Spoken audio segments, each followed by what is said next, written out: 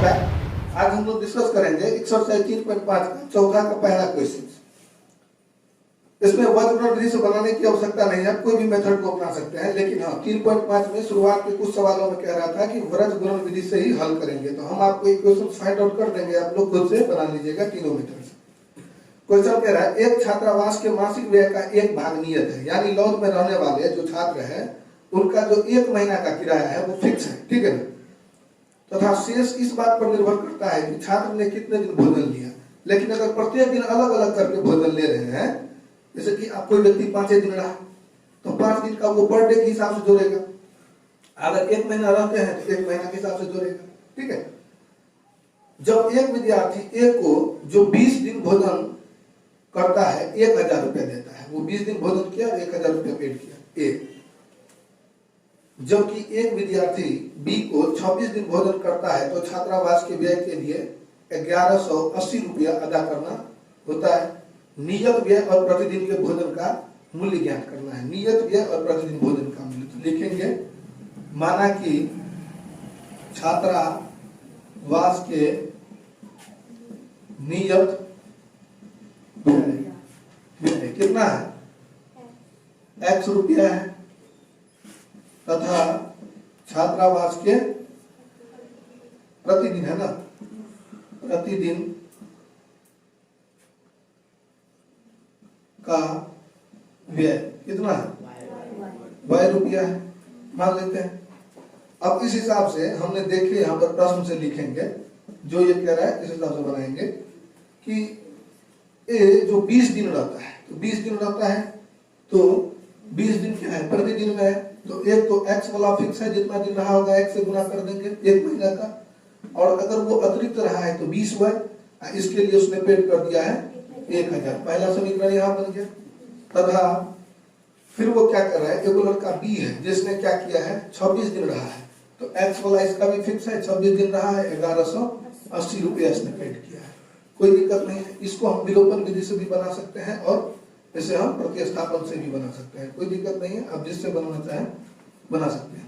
हम लिख देते हैं EQN 1 में से EQN 2 को घटाने पर, इसको सहूलियत जिसमें बनाने में होगा हम उस हिसाब से बना देते हैं आपको। तो यहाँ पर क्या हो जाएगा, यहाँ पर कुछ नहीं तो मल्टीप्लाई पे 1 कर लेते हैं।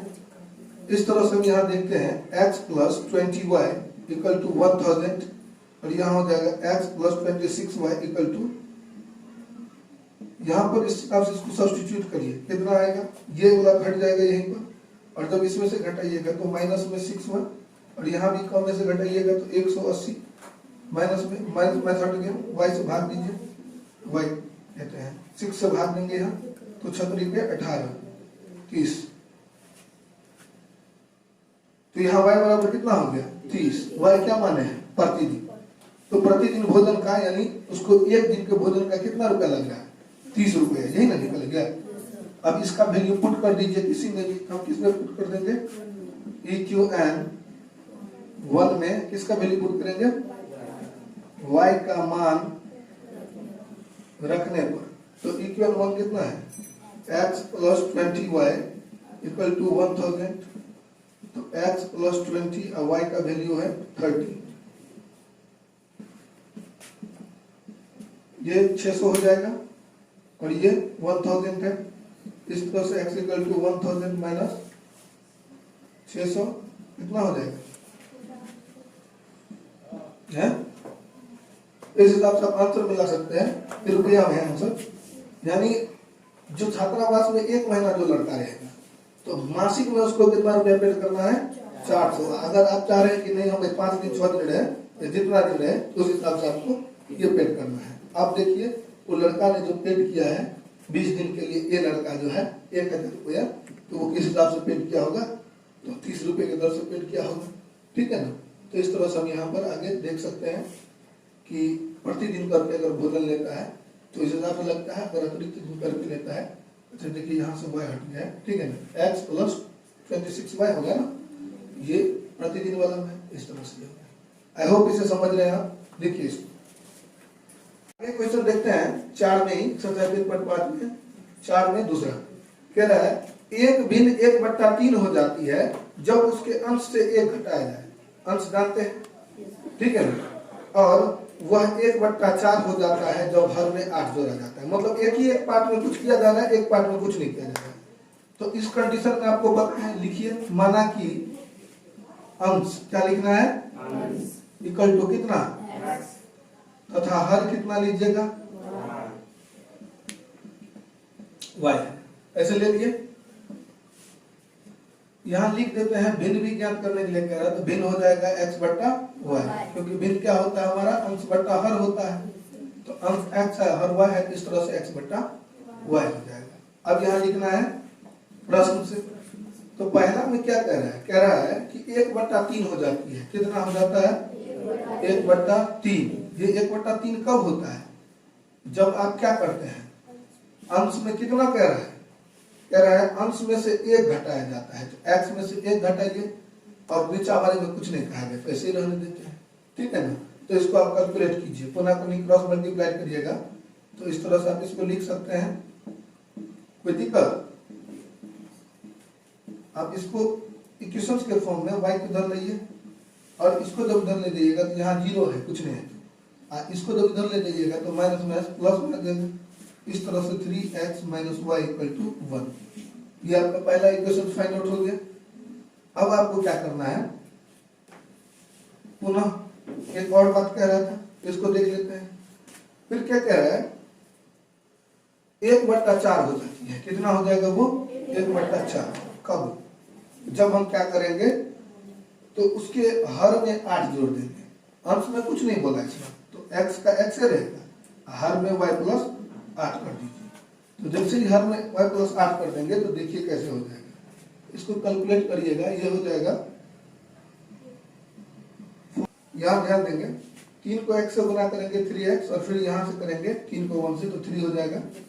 तभी हम 1 ले लिए थे, तो 3 को इधर लाएंगे, फिर प्लस में आ जाएगा। इस तरह से 3x - y = 3। ये आपका फर्स्ट इक्वेशन हो गया। अब इसको कैलकुलेट कीजिए, 4x, और इधर करेंगे तो क्या हो जाएगा, y + 8। इस तरह से 4x और y को इधर लाइए, तो और ये 8 इधर ही रहेगा, ये सेकंड हो गया। अब आप यहाँ से किसी भी मेथड से इसको हल कर लीजिए। तो हम यहाँ देखते हैं दोनों का जो सिंबल है सेम है, ठीक है। और हम इसे विलोपन विधि से बनाएंगे, तो क्या लिखेंगे, EQN 1 में से EQN 2 को क्या करिएगा, घटाने पर। तो इसको घटाइए, कितना हो जाएगा, ये देखिए y के फॉर्म में, ये भी y के फॉर्म में। इसको भी 1 से गुना कर लेते हैं, इसको भी 1 से। अगर ये कोई एक फॉर्म इक्वल नहीं होता तो पहले हम उसे इक्वल करते हैं, ठीक है ना, क्या करके, मल्टीप्लाई करके। तो यहाँ पर ये इक्वल है, तो इस तरह से लिखेंगे 3x - y = 3, और यहाँ हो जाएगा 4x - y = 8, minus plus minus, ये हट जाएगा।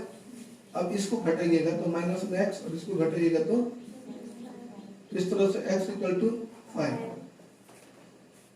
ये x = 5 आ गया। अब इसका वैल्यू किसी में पुट करके आप निकाल लीजिए y का वैल्यू।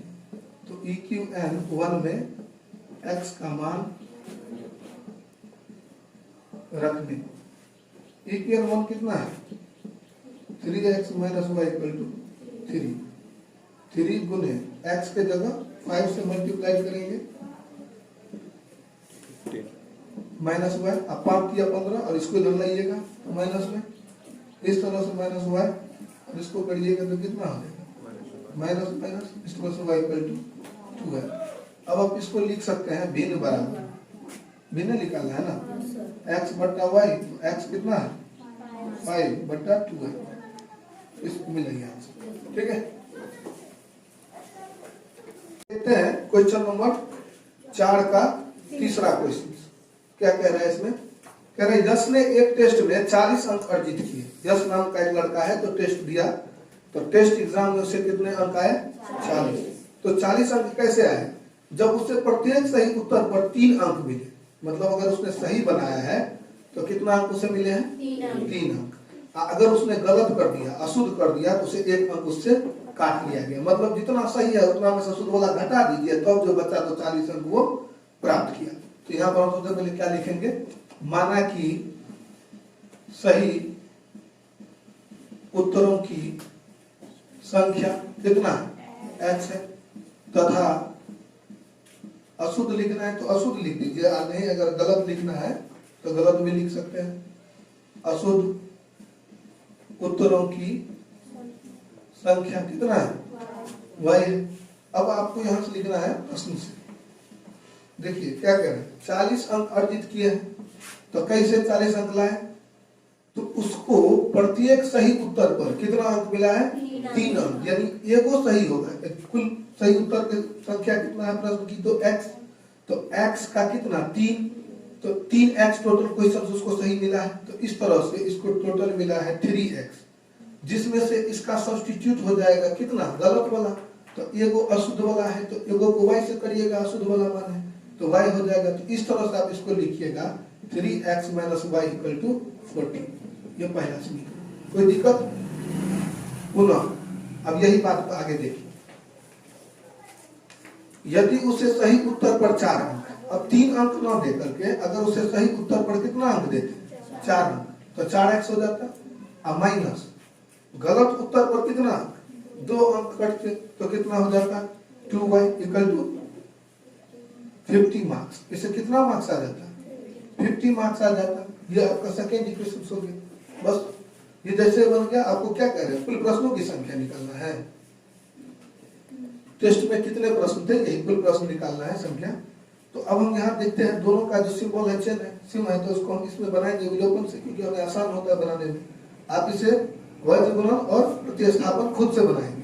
तो यहाँ लिखते हैं EQN 1 में से EQN 2 को क्या करेंगे घटाने, तो इसको हम घटाइए, यहाँ पर 1 मल्टीप्लाई कर देते हैं। देखिए नहीं कटेगा, क्योंकि ये देखिए 2y है और ये सीधा y है, तो इसको कितना से करना पड़ेगा 2 से, तो कितना हो जाएगा 6x - 2y और ये हो जाएगा 80। इस तरह से यहाँ देखिए 4x - 2y = 50 minus plus minus, ये दोनों हट जाएगा। इसको सब्स्टिट्यूट करेंगे 2x और इसको सब्स्टिट्यूट करेंगे 30। इस तरह से x = 30/2, इसको काटिए 50, यानी x बराबर 15। यानी सही प्रश्नों की संख्या कितना, सही कितना हुआ है, यानी सही प्रश्नों की संख्या है x 15, और गलत अशुद्ध जो क्वेश्चन हुआ है उसकी कितनी संख्या है वो अभी निकालेंगे। अब कुल प्रश्न की संख्या निकालना है, तो वो दोनों हम देख लेंगे कि टोटल कितना प्रश्न था, तो इस दोनों को जब जोड़ देंगे तो टोटल प्रश्न की संख्या निकल जाएगा। अब हम क्या करेंगे, EQN 1 में x का मान रखेंगे, x से निकला है ना। EQN 1 कितना है 3x - y = 40, 3 × 15 है 40 माइनस में y 40 - 45, इस तरह से माइनस में y और माइनस में इस तरह से y = क्या हो, ठीक है। अब y बराबर 5, तो कुल प्रश्नों की संख्या, कुल प्रश्नों की संख्या कितना है उस टेस्ट में, तो x + y, जितना सही है और जितना गलत है दोनों को जोड़िए, तो सही वाला टोटल 15 गो है और गलत वाला 5 गो, इसका मतलब टोटल 20 गो क्वेश्चन है। आप आंसर मिला सकते हैं। Welcome back. आज हम लोग डिस्कस करेंगे एक्सरसाइज 3.5 का चौथा का पहला